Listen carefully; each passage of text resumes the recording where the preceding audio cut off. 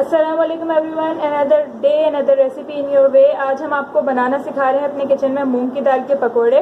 और quick recipe है, रमज़ान अभी आने वाले हैं हमारे पास, तो हमने सोचा कि आपको जल्दी से ये एक पकोड़ों की, नए स्टाइल के पकोड़ों की रेसिपी सिखा दें आज।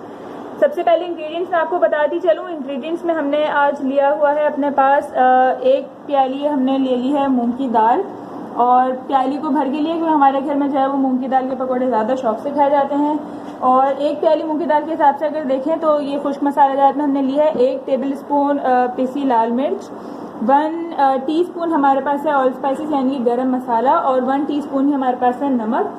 ये मसाले के बारे में मैं आपको ये भी बता दूं कि आप इसको अपनी मर्जी से कम ज़्यादा कर सकते हैं, जितनी मिर्चें आपके घर में खाई जाती हैं उसके हिसाब से। और अदरक लहसुन हमारे पास है 1 टेबल स्पून। यहाँ पर हमने बारीक चॉप कर ली हैं हरी मिर्चें, और हरी मिर्चें हमने ली थी 3 से 4 अदद, और 1 अदद मीडियम साइज़ की प्याज है, जिस प्याज को भी हमने फाइनली बिल्कुल चॉप कर लिया है। यहाँ पर उसके बाद नेक्स्ट स्टेप में आप ये देखें कि हमने इस दाल को 3 से 4 घंटे के लिए इस तरह से पानी में भिगो लिया था। ये वही दाल है, और इस तरह से इसको जब आप पानी में भिगो लेंगे ये इस तरह से हो जाएगी। और फिर इस दाल को हमें मोटा मोटा ग्राइंड कर लेना है। यहाँ पर हम आपको दाल ग्राइंड करके दिखा रहे हैं। पानी नहीं डालेंगे इस दाल के अंदर, आप पानी जो है वो नहीं डालेंगे, या बिल्कुल अगर ज़रूरत पड़ रही है एंड में तो बिल्कुल ज़रा सा आप इस पानी डालेंगे। याद रखिएगा कि इसका बैटर ज़रा सा भी हमें पतला नहीं करना है, इसको बिल्कुल थिक, इसका बैटर को, इसके पेस्ट को बिल्कुल थिक होना चाहिए। और इसको जल्दी से हम ग्राइंड कर लेंगे।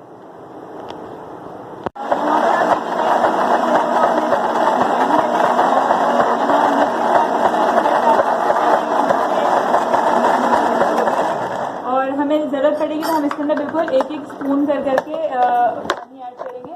लेकिन प्लीज़ याद रखिएगा आप इसके अंदर ज़रा सा भी एक्सेसिव वाटर मत डालें, वरना आपका पेस्ट ख़राब हो सकता है। गाइस, यहाँ पर देखिए आप कि हम इसके अंदर ज़रा सा ये सर्विंग स्पून से हमने जो है इसमें पानी डाला है। बहुत गिना चुना इसमें पानी डाल रहे हैं ताकि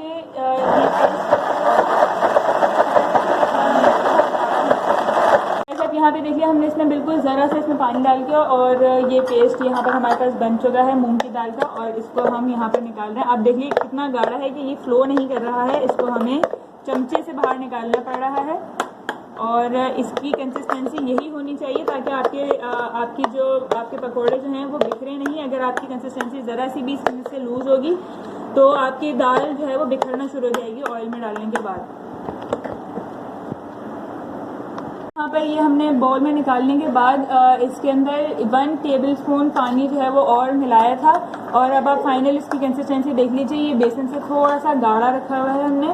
और अब इसके अंदर हम बाकी के ये बिल्कुल दानेदार है। यहाँ पर आप इसके अंदर थोड़े थोड़े से ग्रेन्स हमें नज़र आ रहे हैं मूंग की दाल के, और इसके अंदर हम मसाला ज़्यादा अपने ऐड करें। और साथ साथ ये बात मैं आपको बताऊं कि अगर आप मूंग की दाल के पकौड़े बनाएं तो प्लीज़ बाहर से बना बनाए मूंग की दाल का आटा मत यूज़ करें, क्योंकि वो बिल्कुल बारीक पिसा हुआ होता है और पेस्ट की तरह आपके मूंग की दाल के पकौड़े गीले गीले से बनेंगे थोड़े। अगर आप चाहते हैं आपके पकौड़े क्रिस्पी बने और खुश्क बने, मज़े के बने, तो आप घर के अंदर दाल को भिगो के और इस तरह से खुद पीसिए अपनी मर्ज़ी की कंसिस्टेंसी के हिसाब से। और यहाँ पर आप देखिए हमने तमाम मसालों को, इसमें खुश्क मसालों को ऐड कर लिया है, और इसको जल्दी से हम मिक्स कर रहे हैं। और वंस इट गेट्स मिक्स्ड तो उसके बाद फिर हम इसके अंदर हरी मिर्चें और प्याज ऐड करेंगे। इसके अंदर ये बात आप याद रखिएगा कि जिस तरह से हम बेसन के पकौड़ों में करते हैं कि हरा धनिया और पुदीना वगैरह ऐड करते हैं, बाकी मसालेदार इसके अंदर ऐड करते हैं, तो आप प्लीज़ उसके अंदर वो ऐड मत करिएगा। मूंग की दाल के पकौड़ों का अपना एक अलग मुनफरिद टेस्ट होता है, और अगर आप चाहते हैं कि वो टेस्ट इसमें बरकरार रहे तो इसके अंदर सिर्फ आप प्याज और हरी मिर्चें ऐड कीजिए, बाकी इसमें कुछ भी नहीं ऐड करना है। सिर्फ ये दोनों चीज़ें ऐड करें और आप देखिएगा कि आपके पकौड़े बहुत मज़े के और एक यूनिक टेस्ट के साथ बनेंगे। आप यहाँ पर हमारे थोड़ा सा डाल के चेक कर लें। और यहाँ पर आप देखिएगा हमने पहले से रख लिया था गर्म होने के लिए, और यहाँ पर अब ऑयल हमारा गर्म हो चुका है। इसमें ज़रा सा बिल्कुल डाल के देख लीजिए कि आपका ऑयल सही हीट पर है या नहीं है। और अगर इस तरह से आपका पकौड़ा फ़ौरन बनना स्टार्ट हो रहा है, तलना स्टार्ट हो रहा है, तो आप इसके अंदर बाकी चमचे से भी पकौड़े ऐड कर सकते हैं। और यहाँ पर आप देख लीजिए कि हमारा ऑयल इसका बिल्कुल सही गर्म हो चुका है, इसलिए हमने इसके अंदर बाकी पकौड़े ऐड करना शुरू कर दिए हैं। और वंस इट गेट्स रेडी तो फिर हम आपको इसका फाइनल लुक दिखाते हैं। मीडियम यहाँ पर आप देखिए हमारे जो पकोड़े हैं वो ऑलमोस्ट यहाँ पे रेडी होने वाले हैं। और हम यहाँ पर जो है ना इसको मुस्तकिल के साथ थोड़ी थोड़ी देर के बाद बीच में चलाते रहें ताकि इवनली फ्राई हो जाए, हर तरह से एक जगह इसमें कलर आ जाए। और यहाँ पर एक बात यहाँ पर आप ये और याद रखिएगा कि पकोड़ों में सोडा खाने का बिल्कुल भी ऐड ना करें। अगर आपको ऐसा लगता है कि सोडा ऐड करने से पकोड़े जो है वो आपके सॉफ्ट बन रहे हैं या कुछ, तो वो बेसन के पकोड़ों में इस तरह से होता है, लेकिन मूंगदाल के पकोड़ों में हम बिल्कुल भी ऐड नहीं करेंगे सोडा। ये खुद ही सॉफ्ट बनेगा और अभी जब बन जाते हैं फिर उसके बाद हम आपको दिखाएंगे। साइज के साथ देख लीजिए, हम 1 टेबल स्पून का जितना इसमें साइज एक सर्विंग में डालते हैं। और गैस यहाँ पर ये वाले पकोड़े हमारे रेडी हो चुके हैं, इनको हम सर्व कर रहे हैं। और एक दो बार जब हमारे सारे पकोड़े जो है वो फ्राई हो जाएंगे तो फिर हम आपको इसका फाइनल लुक दिखाते हैं। ये मामा ने इस पर सर्व किया। और यहाँ पर गैस आप देखिए कि हमारे पकोड़े जो है वो फाइनली तैयार हो चुके हैं सारे, और ये हम इसको यहाँ पर सर्व कर रहे हैं। फिर आपको इसके बाद में फाइनल लुक दिखाते हैं। बहुत क्रिस्पी और बहुत यमी से पकौड़े हमारे तैयार हुए। मैंने जब ये तैयार हुआ तो मैंने थोड़ा यहाँ पे ट्राई किया था इसका, ताकि पता चल जाए कि टेस्ट हमने किस तरह का रखा हुआ है इसका।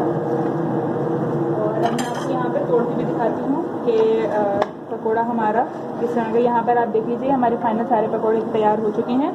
और इसको हम चिली गार्लिक सॉस के साथ यूजुअली सर्व करते हैं, और आप चाहें तो इसको चटनी के साथ भी खा सकते हैं। यहाँ पर ये आप देखिए कि किसी में आपको यहाँ पर दाल भी नज़र आएगी साबित थोड़ी सी, ये इस वजह से क्योंकि हमने इसको थोड़ा सा कोर्सली ग्राइंड किया था, और यही वजह है कि ये थोड़े से क्रिस्पी बनते हैं। यहाँ पर आप देखिए ये हमारे बिल्कुल सॉफ्ट और बहुत अच्छे हमारे पकोड़े तैयार हुए हैं। और ये आप देखिए हाथ मेरे साथ गंदे हो रहे हैं क्योंकि आज मैंने थोड़ा सा बटर क्रीम का काम किया है, फ्रॉस्टिंग का काम किया, तो मेरे हाथ में पूरा फूड कलर लगा हुआ है।